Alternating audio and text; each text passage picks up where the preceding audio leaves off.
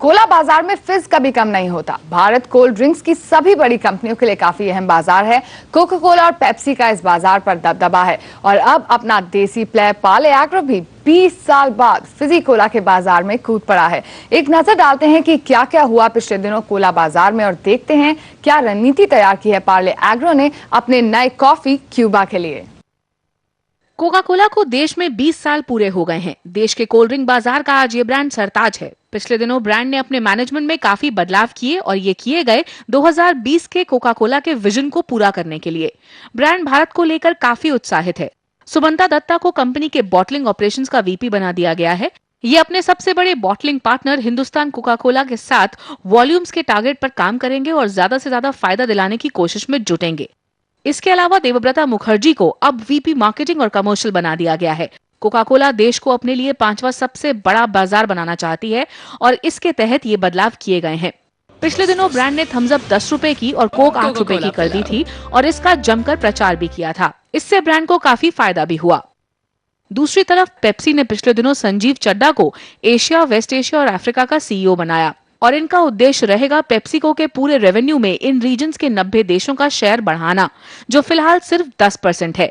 चड्ढा सीधे PepsiCo chairman और CEO Indira Nooyi को रिपोर्ट करेंगे। इसके अलावा पेप्सी का आईपीएल के साथ भी ये पहला साल था, लेकिन इससे ब्रांड को अपनी साख बढ़ाने में कुछ खास फायदा हासिल नहीं हुआ।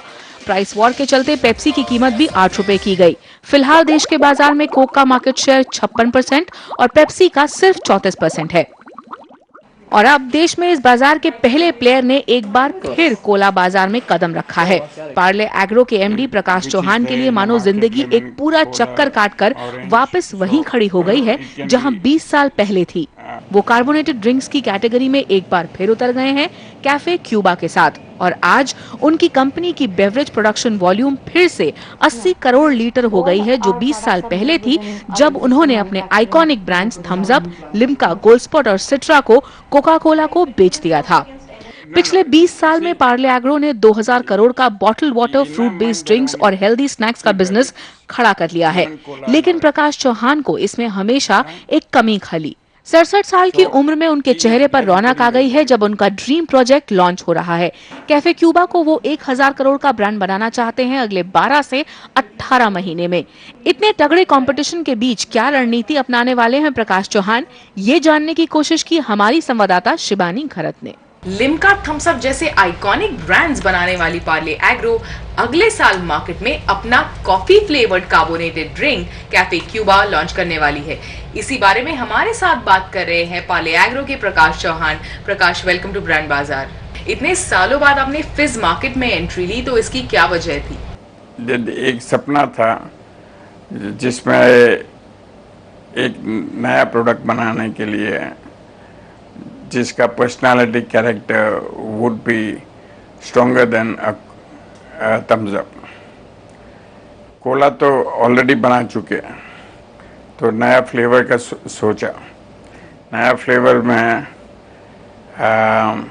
टी और कॉफ़ी का सोच रहे थे, पर एक कॉफ़ी का personality is much stronger than tea, इसलिए कॉफ़ी सोच के कार्बोनेटेड बनाया। इसमें 2-3 साल लग गया to create a perfect product. Coffee as a flavour की पर्सनालिटी के बारे में आपने बात की, तो क्या लोग ज्यादा कॉफी प्रेफर कर रहे हैं as compare to tea in the Indian market? हाँ, बहुत सारे कैफेज आ रहा है एंड इस पे फैशनेबल भी हो रहा है। Coffee of different flavours, different varieties, so coffee is the future product. Cafe Cuba market में लाने से पहले जो आपने रिसर्च किया या फिर आप जो रिसर्च अभी कर रहे हैं, तो उसके क्या फाइंडिंग्स है और कौन से मार्केट्स में आपने ये सॉफ्ट लॉन्च किया है? हम लोग ने अराउंड 3 मिलियन बॉटल्स मार्केट में डिस्ट्रीब्यूट किए थे और फाइंडिंग्स बहुत पॉजिटिव है। किसको